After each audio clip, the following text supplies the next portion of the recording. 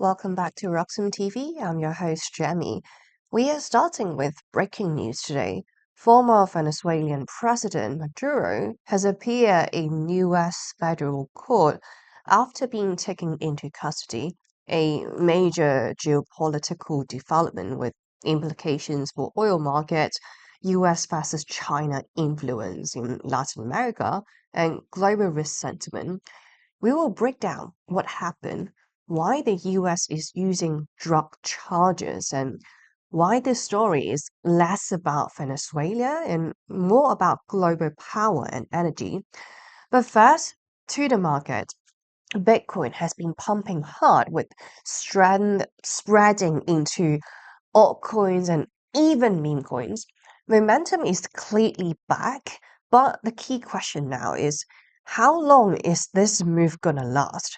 We will go straight into chart to see what Bitcoin's TA have been telling us, the key levels, momentum signals, and what would confirm this rally or perhaps warn that this is running out of steam. So today I want to start with the 1 hour chart. So look at things at the more immediate perspective.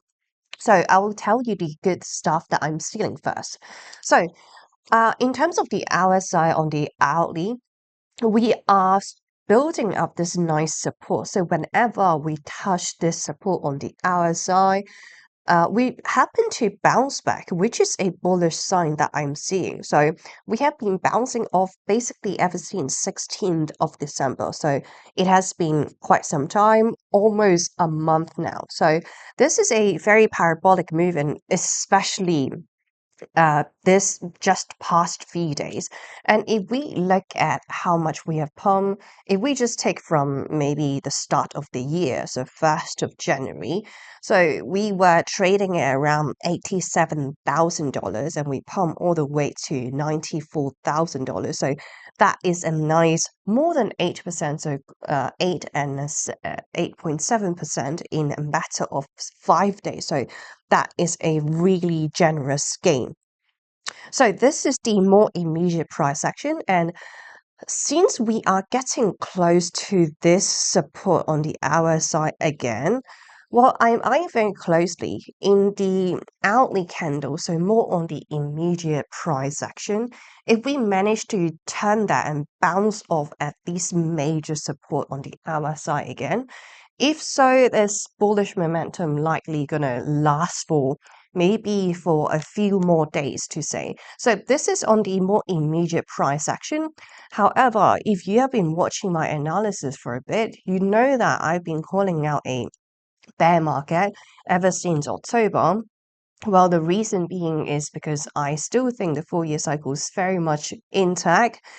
This is a very controversial topic. Like if I tell other traders, each trader have different strategy and believe in different indicators. But if I frame it a little bit, because since we lost the 50-week moving average, like most of the traders that I talk to happen to agree that we're heading straight to the 200-week moving average, and the 200-week moving average is roughly $57,000. So that being said, let's actually hop onto the daily right now. So slowly building up that time frame. So on the daily time frame, one thing I like, so again, I'm starting with the good stuff because this is I would say a parabolic move for, we haven't seen this movement in a while. So one thing I like about the daily chart is that we have been forming this, downward momentum ever since the cycle top. So 6th of October, we reached 126K. And whenever we get close to this resistance, we just happen to get rejected. But this time we managed to break above that and having daily candles actually closing above this resistance. So this is a bullish trend that I'm seeing. This is again a good thing. However, if we zoom out, like 93K right now, so if I go ahead and remove the resistance, the downward trend that I drew, this is just more likely a consolidation period. So what it means is just we are chopping around between 84K till 94K. So basically 10,000 So what it does is just like, if you guys are more like a short-term trader or day trader, then you could pull some really good trades inside this box. But like if we zoom out, we essentially would just like going sideways, consolidate a little bit. So I know that, okay, having a nice gain, so 7% or 8% gain in 5 days, it was really generous. So however, if we zoom out, it looks more like a relief rally, and I just hate to be a perma bear, but like I like to bring the truth and like to tell you guys what I see in the chart. So on a daily, one key resistance that I saw is basically at 94K. The reason why I'll say this is that, okay, if we pull out and actually pull out the horizontal line, and if we also zoom out, you notice that 94K, it was the prior support that we have, prior support. So we have been building and trading around the support for months. So prior support is going to be our future resistance, and that's what we are experiencing right now. So 94K is a critical level.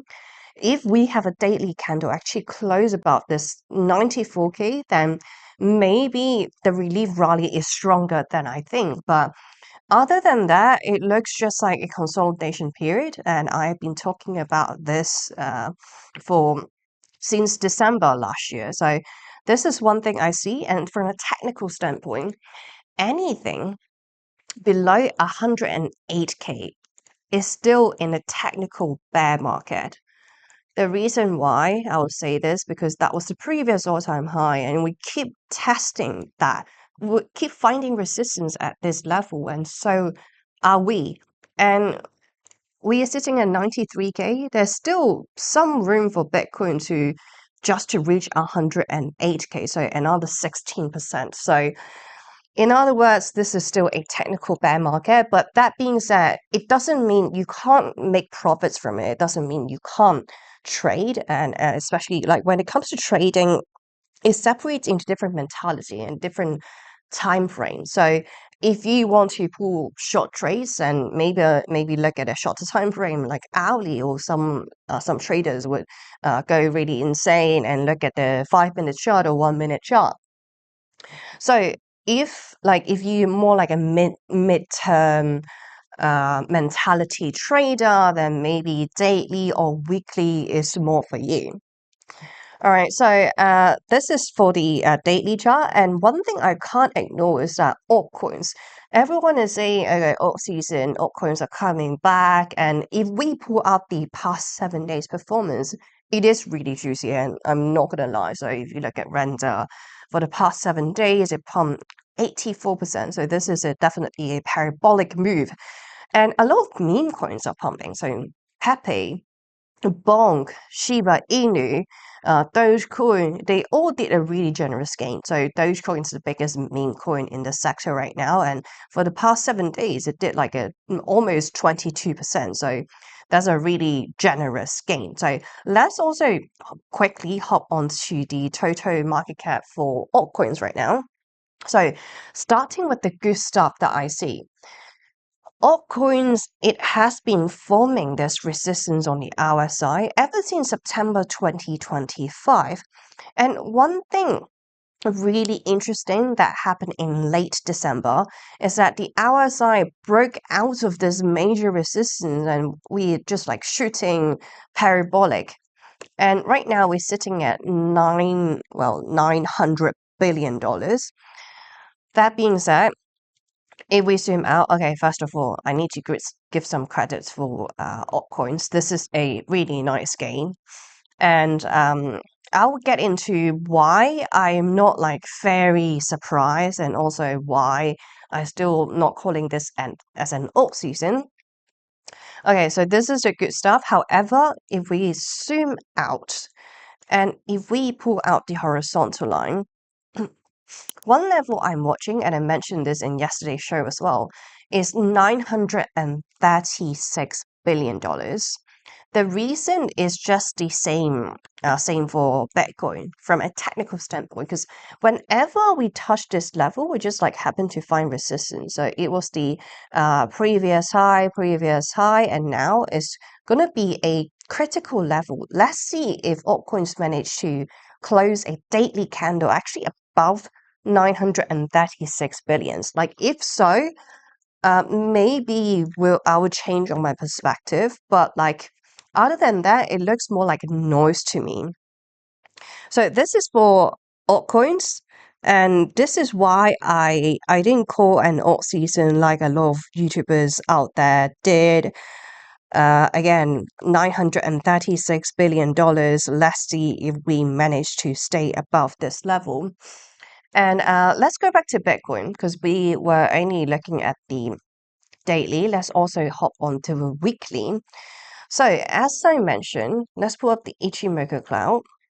I wasn't surprised to see this pump because I noticed some of the viewers kind of misunderstood what I meant. Looking at the weekly, and I love using the Ichimoku cloud because that is a leading indicator to tell you the direction of where Bitcoin possibly could be going. And last cycle, we spent essentially like 100 days, so 3 months inside this Ichimoku cloud. And when we get into this cloud, so that's what we happen, right? So we have the cycle top or 126K, and then we drop to the Ichimoku cloud. If we follow the pattern, like of course, like history doesn't repeat, but it often rhymes. So if we say we're going to trade inside for 100 days or 3 months, that would bring us to all the way to February 2026. So what this means is that having a pump all the way till mid-February, we could pump up to 105K, but this was still technically in a bear market. So zooming out, this would be just a relief rally. So having a relief rally is normal in a bear market, just like in a bull market. So nothing go a straight line in a bear market, right? We're still gonna see chops like this, like pullbacks like this in a bull run. Same apply for a bear market. So according to the Ichimoku cloud, like if we spend a few more weeks inside this cloud, like even though we pump all the way up to 100K, this is still a bear market. And having a pump like this, if we also go to the monthly gains, because last month we closed, so in December we closed with a minus 2.97%. That was a red month yet again. Of course, October surprised a lot of people because according to the 4-year cycle, like maybe October is not going to be that bad, but like let's not forget we did have a cycle top exactly on 6th of October. So there's just fact out there, and people still find it really controversial for some reason. So a new all-time high was printed in October. So do you classify that as October? I don't know, like there was a new high, but we end up closing with a negative number. So point being, there are 3 consecutive months of negative return for Bitcoin. And according to the Ichimoku cloud on the weekly chart, like it's normal to have consolidation periods, so to have relief rally like that. Very likely we're going to trade inside this Ichimoku cloud for a little bit before heading lower. The reason why I'll say this is like if we zoom closer and look at the Ichimoku flip, so there's a twist here. So being span B overtaking span A. So again, this is a bearish signal. And since this is a leading indicator, it's going to be in June 2026. So there's still months to come. So that's why I'm zooming out. This is more like noise to me. And since I love trading the market, I always believe narratives follow price. Like I know, like from a TA perspective, price action gonna go in especially because I've been talking about that in December. So price action gonna have a relief rally.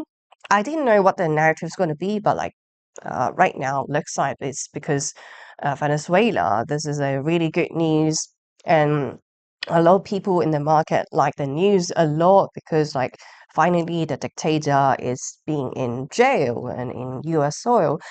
So we're going to get into that in a bit. Well, actually, let's get into that right now. Let's turn to Venezuela. Venezuela pleads not guilty after capture in shock. So if you guys didn't know, the former Venezuelan President Maduro has appeared in the U.S. federal court after being captured in a U.S. operation. This is a major geopolitical moment and it's still unfolding. So here's the latest news that we got. Yesterday, Maduro appeared in the court in Manhattan. He pleaded not guilty to all charges.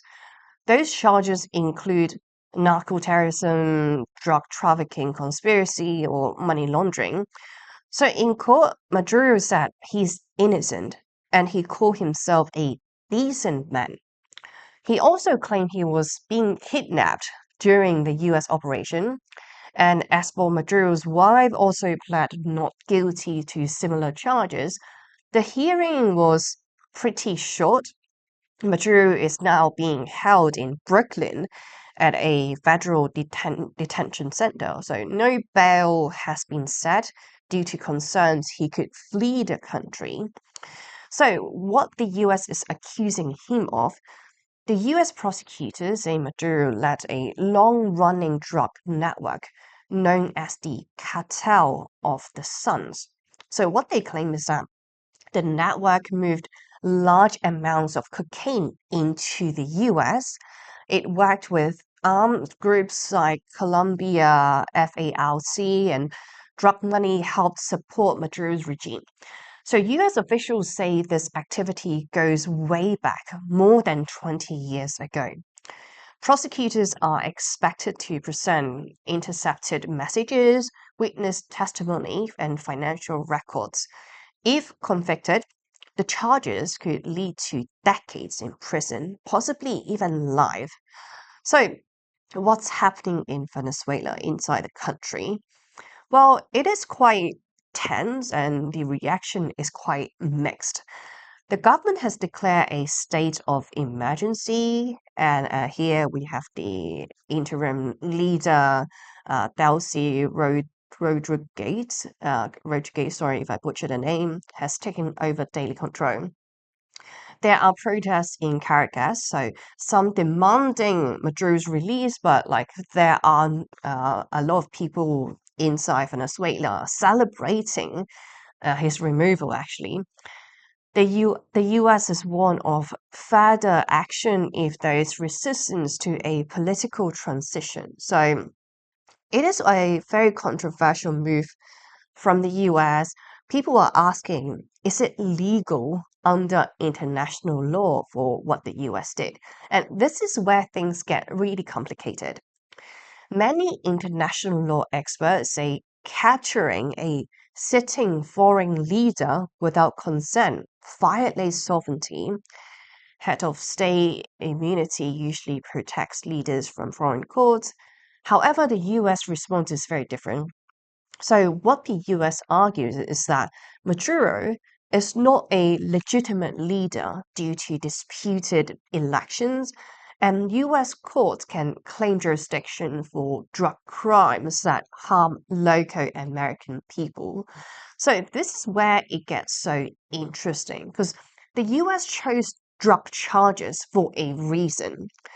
Drug trafficking would directly affect US citizens, and that would allow prosecution under US law, and it does not require international approval.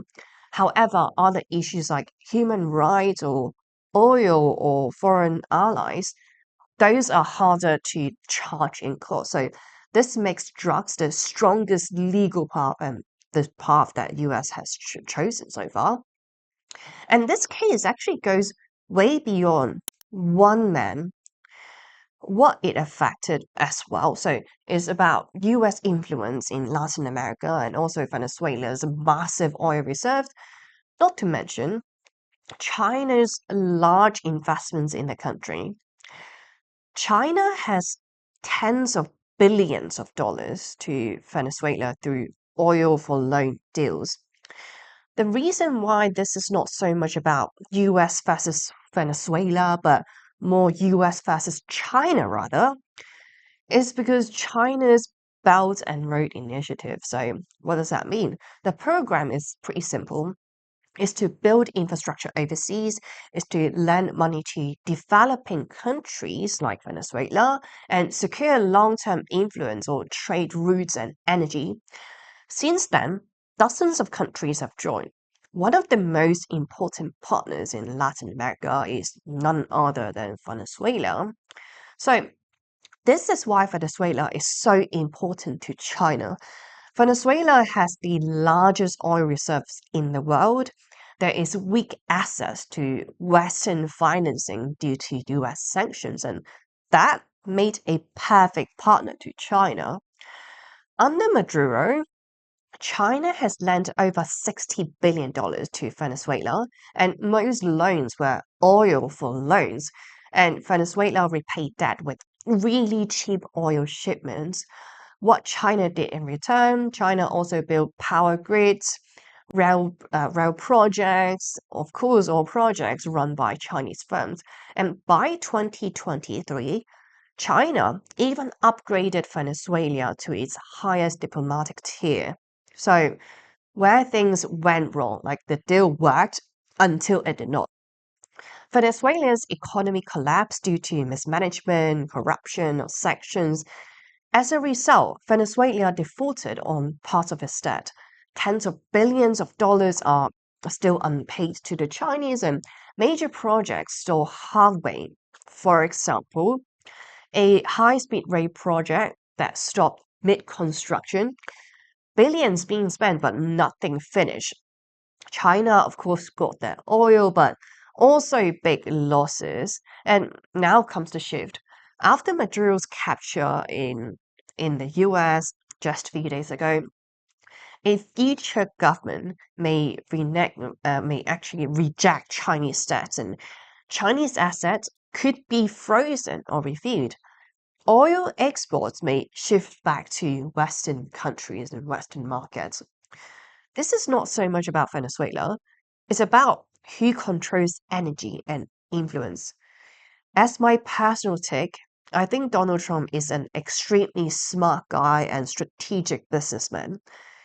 He managed to kill three birds with one stone, and this is definitely a very calculated and precise move from him. I'm sure everyone should at least give him that. All right, so here's the update of the whole Venezuela situation and also more about US versus China and how I read into the news. What we're going to do, we're going to take a short break, and after that, we're going to dive into the world of AI and Nvidia as well. So stay with us. Security matters. Zappo Bank, the only way to bank your Bitcoin. Apply now at zappobank.com. Some call me Chicken Little, others Bubble Boy. I'm a bit changed, but sounds familiar, right? Let me tell you a hard truth. The S&P isn't rising, the dollar's falling. That's the trick, monopoly money. It's ice melting by the second. Your savings, your salary, your time. Worth less every second. Everyone's using the wrong measuring stick. Switch the denominator. Price the S&P into Bitcoin. Hard, fixed, unprintable. Suddenly your unstoppable index, it's collapsing. And while you cling to dollars, well, Wall Street already switched. Before, you needed two brokers. Still getting my ninja bonus though, right? Fuck. Plenty of spreadsheets. And my quant! I hate this part. I was right, and I'll be right again. If I were you, I'd thank me. You know my name's Dave, right?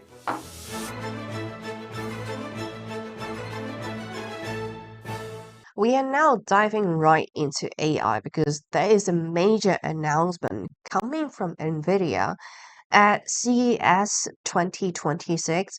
Nvidia unveiled Alpha Mail, which is a new AI system designed for self-driving cars and robots.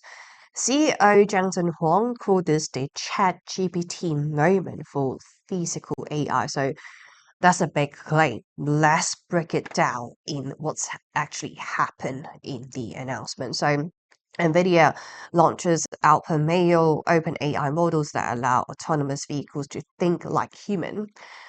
Well, this is a new open source AI model built for the real world. It's not chatbots, it's not text. This AI is designed to see the world and understand what's happening and decide what to do next. Think cars or robots or machines that move and act. So why is this different? So here's a video playing out the whole self-driving car. Most self-driving systems today work well in normal situations, but it struggle in rare and unexpected events. Things like sudden roadblocks or unusual traffic behavior. El Pameo is built to reason through these edge cases step by step, more like how human thinks. And importantly, it can explain why it made that decision. So at its core, Alpamayo combines three major things. The first is vision, so what the car sees. Second is language, how it reasons. The third is the action, so how the car moves. This is called a vision language action model. It uses a think first and act second process, similar to how large language models solve problems. And NVIDIA isn't just releasing a model, they are releasing a full stack, including a simulation system to test rare events, large open datasets, and tools for training and safety sets. This allows developers to test dangerous scenarios without putting real people at risk. And this is not just a research project, it's a real world rollout. The first production car using NVIDIA's full self-driving stack will be Mercedes-Benz CLA starting in early 2026. That includes NVIDIA chips, NVIDIA software, and NVIDIA AI models. So this launch fits a much bigger shift in AI. We are moving from AI that recognizes patterns to AI that acts in the real world. This is called physical AI. It is critical for self-driving cars, robots, factories, logistics, and NVIDIA see this as the next major AI wave. This also explains NVIDIA's long-term advantage, and this just further solidifies NVIDIA's monopoly play in the market. Because they already control chips, they control software, the tools, and developer ecosystem. Their CUDA software platform has been built for almost 20 years.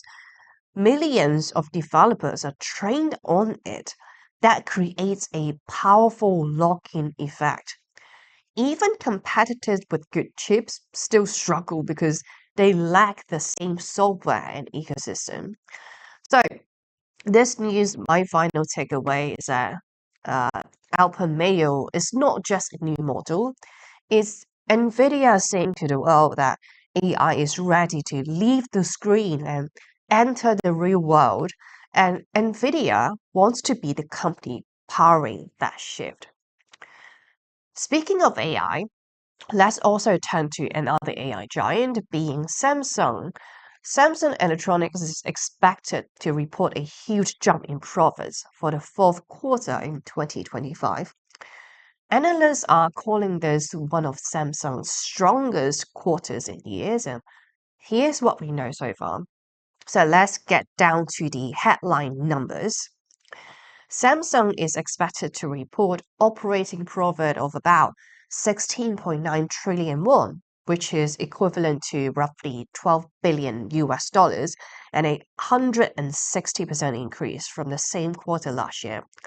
Some analysts think profits could go even higher, possibly over 20 trillion won, which would be Samsung's best quarter since 2018. Samsung shares, of course, are already reacting, jumping more than 7% ahead of the announcement. And if we go to the past 5 days' performance, it pumped more than 16%, which is quite generous.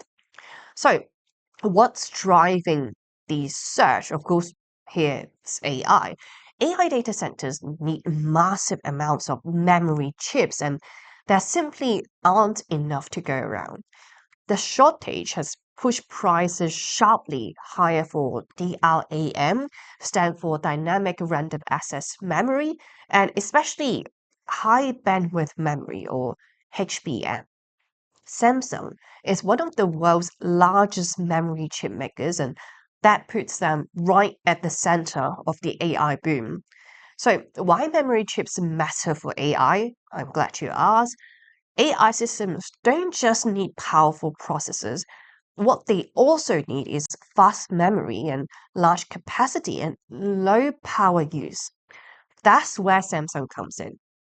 Samsung supplies memory chips to major AI players, even including Nvidia. Recent months, what we have seen is memory prices jump 30 to 50%. Some contract prices up more than 100%. Simply put, demand is running ahead of supply.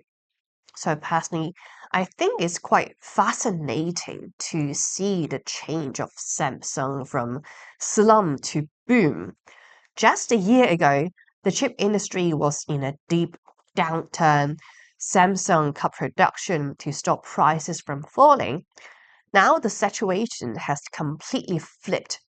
In the third quarter of 2025, Samsung's profit already more than doubled. By the fourth quarter, the AI rebound is in full force.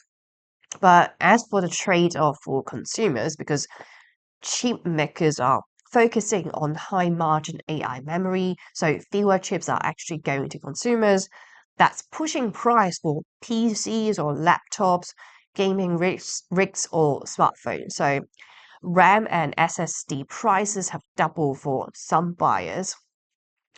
So the key takeaway for this news, this earnings surge, what they tell us is one thing very clearly. AI has pulled Samsung out of a slump rather fast.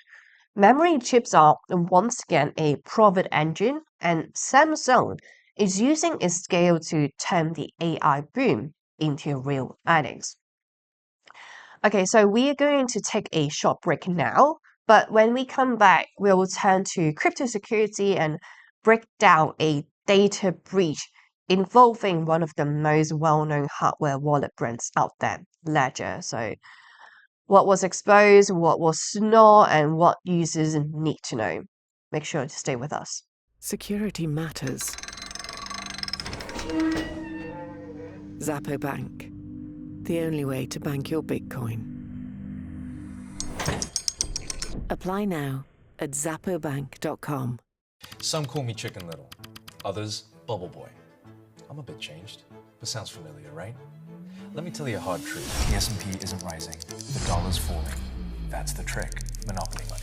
It's ice melting by the second. Your savings, your salary, your time. Worth less every second. Everyone's using the wrong measuring stick. Switch the denominator. Price the S&P into Bitcoin. Hard, fixed, unprintable. Suddenly your unstoppable index, it's collapsing. And while you cling to dollars, well, Wall Street already switched. Before, you needed 2 brokers. Still getting my ninja bonus though, right? Plenty of spreadsheets. And my quant! I hate this part. I was right, and I'll be right again. If I were you, I'd thank me. You know my name's Dave, right?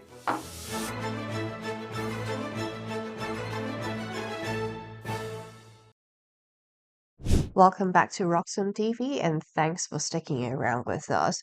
Right now, let's turn to crypto security and a new disclosure from Ledger. Yesterday, Ledger, one of the world's largest hardware wallet makers, confirmed a customer data breach. Ledger says the incident did not affect its wallet or software or customer funds. However, some personal customer data was exposed through a third-party provider. So here's what we know so far. The breach did not occur inside Ledger's own systems. It happened at Global E, which is a third-party company that handles international online orders for Ledger's official store. Global E detected unauthorized access to parts of its cloud infrastructure. Hackers were able to copy customer information stored there. Ledger says its private keys or seed phrases or crypto balances were not impacted, but like what sort of data was exposed? According to Ledger and Global E, the leaked data may include full names of customers or email addresses, phone numbers, shipping addresses, or order details. More importantly, no passwords, no credit card numbers, or no bank details were exposed. Ledger says customer assets remain safe because their wallets were the store keys offline. So, why does this still matter and why people are panicking? Even without financial data, this kind of leak is serious. Personal information can be used for phishing emails or scam phone calls. Ledger is now warning affected users to be extra cautious, especially with messages asking for wallet updates or recovery phrases. The breach was actually first discovered by SecXBT, uh, of course, being the blockchain investigator on Twitter, after users share notification emails online. And this is not the first time Ledger has faced backlash. Back in 2020, a major breach at a previous e-commerce partner exposed hundreds of thousands of customer records. That data later appeared online and led to phishing campaigns and even physical threats in some cases. More recently, in 2023, Ledger dealt with a software supply chain attack involving a developer tool, though it was patched quickly. In all cases, the hardware itself was not broken, but customer trust took a hit. So everyone is asking right now, are Ledger wallets safe to use? Well, from a technical standpoint, yes. Ledger wallets keep private keys offline. It requires physical confirmation for transactions and have not had confirmed cases of remote key extraction. However, the big risk is no longer the device. The risk is data privacy and social engineering. That means users need strong personal security habits. So, what measures we should take right now? Well, first of all, we should ignore all unsolicited emails and calls. Never share recovery phrases and only update software through official Ledger channels. Hardware wallets still offer strong protection, but no system is risk-free. All right, so that's the latest on the Ledger data breach and what it means for user security. Now let's shift gear from security to innovation in crypto. A major DeFi platform on Solana has just launched its own US dollar stablecoin. So Jupiter's USD stablecoins is now live, and it could really change how liquidity moves across the Solana ecosystem. So here's what you need to know. So first of all, this stablecoin is US dollar backed, designed to stay entirely on chain. The goal is quite simple. Jupiter wants to reduce reliance on bridge stablecoins like USDC and build a stable asset that is deeply integrated into Solana first and Solana only. So, how is this stablecoin being backed? At launch, GBP/USD is fully collateralized. The reserves are structured like 90% is backed by USDTP, a short-term US Treasury-backed stablecoin from Athena Labs, which is collateralized by BlackRock's Builder Fund. And another 10% is backed by USDC, like as a liquidity buffer. As I mentioned, USDTP, that's really mouthful, is connected to BlackRock. And this setup is meant to provide transparency, stability, and institutional grade backing. So, where are the reserves being held right now? The reserves are held in segregated public verifiable wallets. Custody is handled by a regulated digital asset custodian. And Jupiter said this ensures clear separation of funds and on-chain transparency. And since it's related to BlackRock, it offers the institutional security standard as well. Security, of course, is a major focus of this launch. Jupiter, what they said is that USD, the code is completely open source. Multiple independent audits were completed before launch. This is meant to reduce common DeFi risks such as smart contract bugs or hidden logic. So, how GBP/USD is used inside Jupiter right now? Okay, GBP/USD is not just a standalone stablecoin. It's built to work across Jupiter's entire platform. What it means, though, users can lend and borrow GBP/USD. They can deposit into earn vaults and use it in swaps, limit orders, and DCA. Over time, Jupiter plans to expand GBP/USD into perpetual features, mobile apps, and other on-chain financial products. The idea is to keep liquidity inside the Jupiter ecosystem. So this is actually a great matter for Solana. Jupiter already routes a large share of Solana's trading volume, and with their own stablecoin, it's likely there will be more activity staying native to Solana, and friction from bridges is now reduces a lot more user-friendly, and stablecoin liquidity becomes more centralized on-chain within Solana. This could make GBP/USD a default unit of account for DeFi activity on Solana. If adoption grows, this could reshape how stablecoins are used across the network. So, of course, we'll be watching how the adoption goes and how GBP/USD performs in real market conditions. We're going to take a short break now, and when we come back, we'll be joined by a guest to talk about the Bitcoin community in South Korea, how it's growing, and what adoption looks like on the ground. So, stay with us. Security matters. Zappo Bank, the only way to bank your Bitcoin. Apply now at zappobank.com. Some call me Chicken Little, others Bubble Boy. I'm a bit changed, but sounds familiar, right? Let me tell you a hard truth. The S&P isn't rising, the dollar's falling. That's the trick. Monopoly money. It's ice melting by the second. Your savings, your salary, your time. Worth less every second. Everyone's using the wrong measuring stick. Switch the denominator. Price the S&P into Bitcoin. Hard, fixed, unprintable. Suddenly your unstoppable index, it's collapsing. And while you cling to dollars, well, Wall Street already switched. Before, you needed 2 brokers. Still getting my ninja bonus though, right? Plenty of spreadsheets.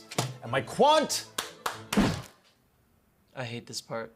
I was right, and I'll be right again. If I were you, I'd thank me.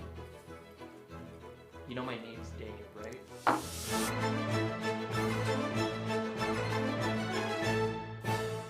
Welcome back to RoxomTV, and joining us is Spectre, who is a well-known voice in South Korea's Bitcoin community.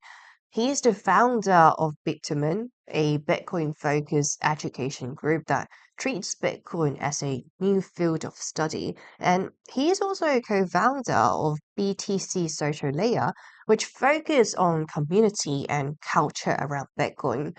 Beyond events, he's active in real-world adoption, from supporting Bitcoin developer education to helping merchants accept BTC.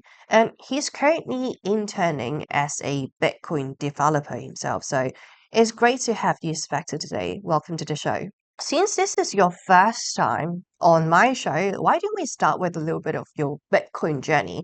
How did you first get into Bitcoin, and what made you start Bitumen in South Korea? Okay, so there were several turning points that made me fall in love with Bitcoin. So first time I was interested in money from very young age. So I started stock and I made my first stock investment when I was 9 or 10 years old. It's really very young. And I always interested in economics. So then the first turning point came in 2017 when I saw Bitcoin from a Korea economy magazine, which my dad read, and I approached it as an investment like other person to earn daily snack money. At that time, I was student and knew absolutely nothing about Bitcoin. And as you all know, the Bitcoin price was a little bit crazy. It's going like high and going down at the time. So I quit, but I have some profit. But anyway, I think Bitcoin is scam, and all news and parents, they also think Bitcoin is scam. So anyway, I quit. And the second turning point was after I was finished from the military service, my father, he advised me to use my mining machine since he placed it at his friend's mining farm. Until then, I still thought Bitcoin was a scam, and I was stock investor. So, but however, one piece of good news was that also I was stock investor, but my goal was not to become rich overnight, but just to beat inflation. Even then, I knew inflation was a problem and the threat, so I sold all the mined Bitcoin and invest in S&P 500 ETF and REITs, Microsoft, and some like tech stock. And the last time, my last turning point was while watching YouTube. I was watching a daily vlogger, and I heard him talking about Bitcoin. He never talked about economic system or other stuff, but he talking about Bitcoin. So I wonder what is Bitcoin? Why he mentioned it? The news said it would fail in 2017, but it didn't fail until I finished my military service. And now even a daily vlogger talking about Bitcoin, it made me curious. So I closed the video and immediately start researching Bitcoin. After research Bitcoin, exactly 7 days later, I admit that I was wrong and fall in love with Bitcoin. After falling in love like this, I wanted to let more people around me know about Bitcoin true Bitcoin, not for investment. So as I engage in news, education, meetup, conference, and book publishing, it naturally led to the establishment of Bitumen, a Bitcoin education platform. As I continued these activities, I ended up hosting conference as well, and I judged that I could operate an education system and organization that fits the needs of Korean people. I knew I could do this better than others, especially in Korea. So I created Bitumen, an organization where everyone from those who don't know about Bitcoin to those who know a little and those who know it deeply. And it came, yeah, so everyone can come to Bitumen and learn the Bitcoin. Yes. I mean, that was a really great story. And for my personal experience, I thought Bitcoin it was a scam, but like as you mentioned, if Bitcoin failed, like a lot of traditional media like to portray it, Bitcoin has failed hundreds times, and yet we still have Bitcoin in 2026. So going back to what you mentioned, you talk about Bitcoin and also some Bitcoin conferences, like what was the original idea behind the Bitcoin mini conference? Like, and how has it changed over time ever since you've been doing this? Okay, that is a very good question. I like that kind of question, and actually many people ask about this. So in the early version of mini conference, the name mini was attached because when I first organized the conference in 2024, I thought only 40% would attend. So my target is just for 40 people. I thought I couldn't handle a large scale conference, and I thought in Korea, they don't want to attend offline meetup or conference. But of course, 200 people came for one day, and I really handled everything alone. There were no staff and no one helped, but everyone saw they want to offline meetup and conference in that time. So first of all, mini conference last year, mini conference had 800 attendance for 2 days in 2024. And good point is 97 to 98% of them were locals. So many attend, they told me, since the name has an influence, how about changing it to the Korea Bitcoin conference? I still think this is really good suggestion, but however, think conversely, if someone does not know the composition or role of our conference and decide whether to attend based only on the name, that person is not very attractive to me because I feel like they judge only by the appearance, like name or title. If so, for example, if someone look only at your name and said, your name is this, so you must be like this person. So sorry, I won't be your friend. So how would you feel? I think this is the same way. So, and also another reason is that Bitcoin also starts with small step. It's very small step. Now it's big, but it starts very small steps. So rather than expecting something big from the start and chasing it, I want to grow very strengthly the interior with genuine people. The purpose of the mini conference is not to invite people who say things anyone can say, but to invite people with excellent insight and to fill the event with people who can recognize and understand that value, not just for investor. So in this way, I want to continue to build a conference that maintains the purity of Bitcoin.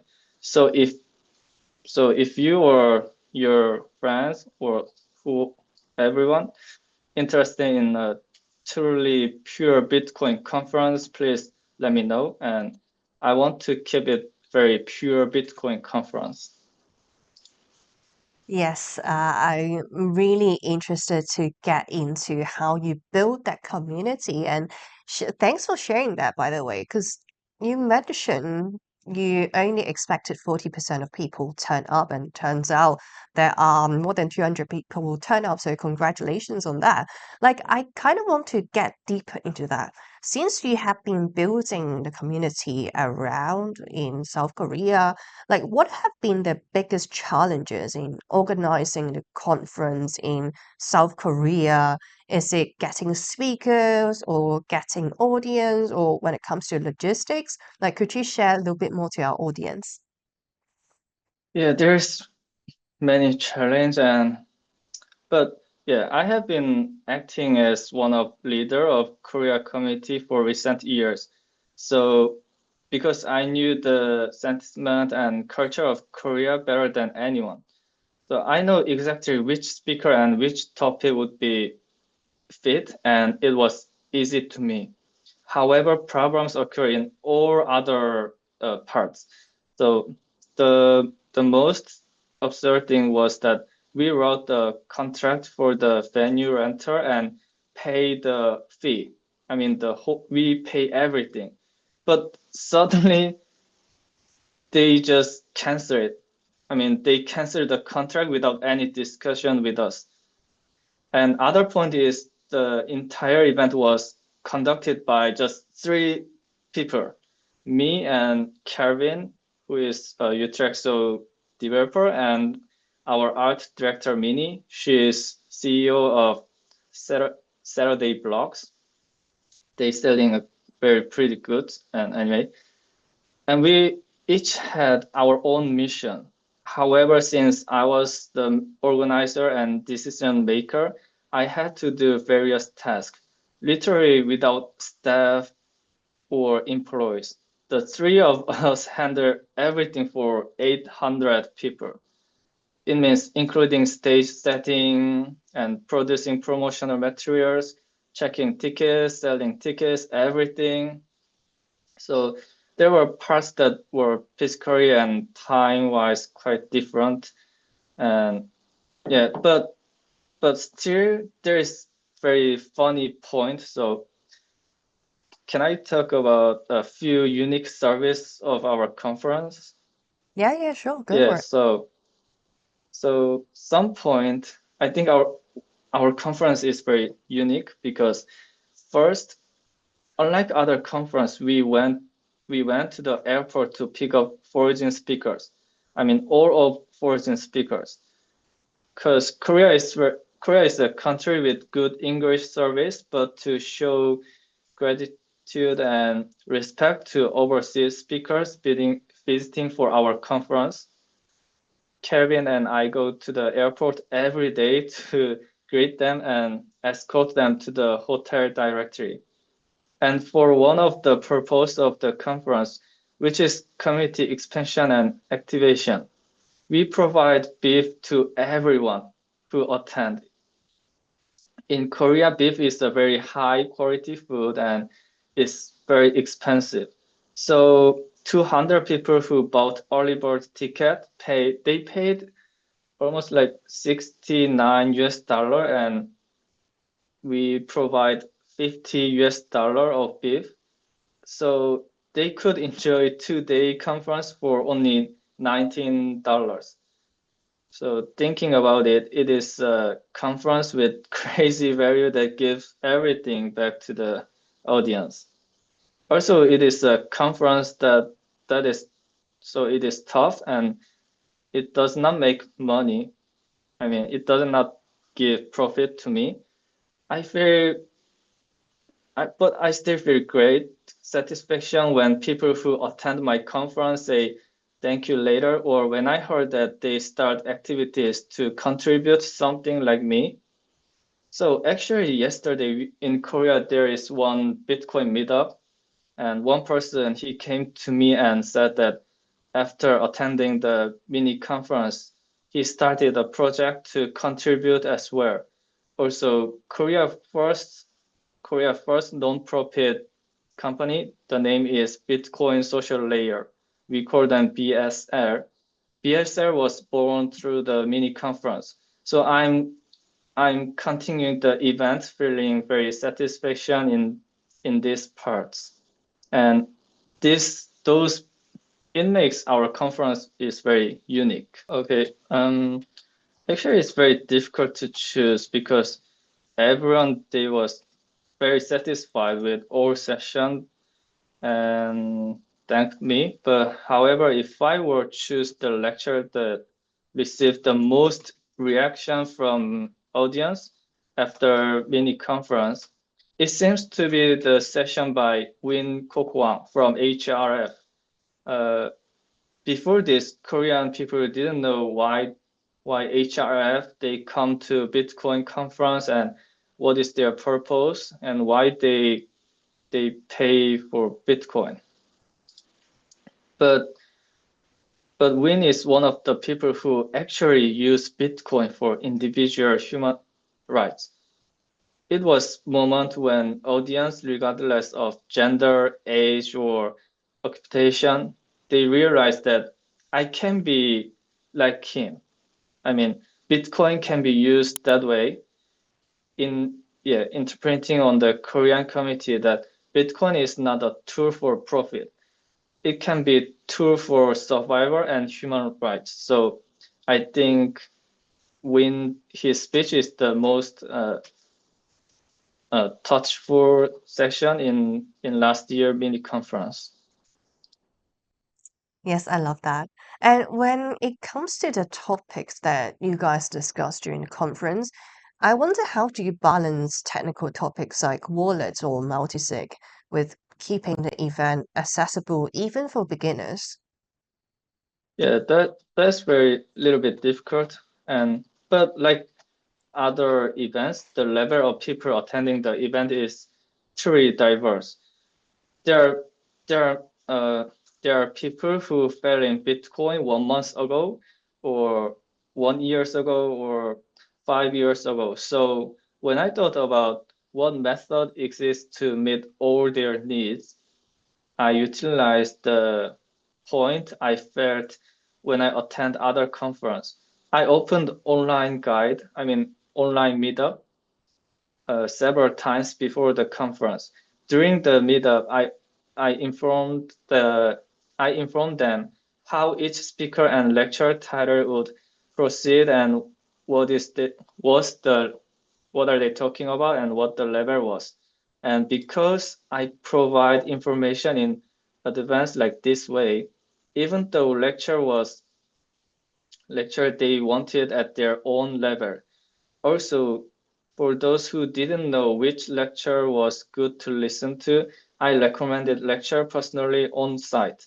By educating as many people as possible with information, it related to the speakers in advance. I reduced the knowledge gap between the speaker and the participant. So I think many people they like this online meetup and they can choose which lecture could be more fun to them and more interesting.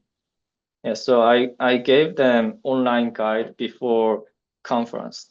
That seems like a lot of work and definitely very promising. And I'd love to check out some of your conferences if I ever go to South Korea. Like, speaking of conferences, I wonder what's the next step for the conferences that you plan? Like, what you're planning for future, whether editions? Is that you're trying to get bigger reach, or is there going to be a new format or new themes, or maybe for Bitcoin social layer you mentioned before? Okay, so currently I have long-term plan and short-term plan. And in the long term, it will become the largest community conference in Asia.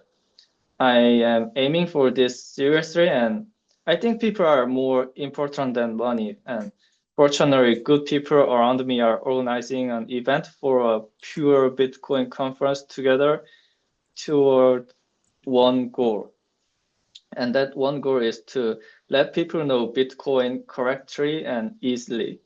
Like me, their goal is also not money, and they feel happiness seeing community grow. Since people who enjoy doing hard work are gathered and people around us contact us to help first. So I think it will be possible. In the short term, we will host conference with scale of 2,000 people in 2026. We are currently proceeding with the venue rental, and it will be on October or November. And as always, I'm already excited about how many people will start new challenging after this event. And you also hinted at something like new coming. Okay, so Bitomen is education hub. It provides service in two forms, online and offline, and proceed by classifying individual knowledge level into 4 levels. The first is lecture for orange pill. And level 2 is self-custody, and level 3 is mining node lightning. And the last level, level 4, will be a place to study a deep understanding of the protocol. The online platform will be a good service for people suffering from time and cost problems. It depends on the creator wish. If they can upload content for free or not. And Bitcoin related materials are also posted on the website. Also, we will post information about Bitcoin organization and companies in each country for free. Then when Korean people visit overseas, they will be able to visit Bitcoin organization or company meetup everywhere more easily than now. And offline will be a service that helps you solve problems that could not be solved online by meeting me directly. Yeah, that sounds like an entire ecosystem and great servers and great stuff you are doing in South Korea, no doubt. If our viewers want to know more about your updates or even your personal perspective on Bitcoin, or maybe they just want to know more about where is the next event in South Korea, where is the best way to reach out to you? Well, yes, sorry, can you say again? Like, if our viewers want to know more about the updates, like, is there a Twitter page they could follow, or is that like a website they could follow? Or if they want to know more about your own perspective on Bitcoin, is there a social media or Twitter you could let our viewers know? Yes, I have web page. The link is bitomoon.com, or you can search in X. The handle is also bitomoon. Yeah. Okay, thank you, Spectre. Yes. Really appreciate you joining us today. And to our viewers, we've got more shows and interviews lined up here on RoxomTV, so make sure to stay tuned. And again, thanks for watching, and I'll see you guys in the next one. Okay. Thank you.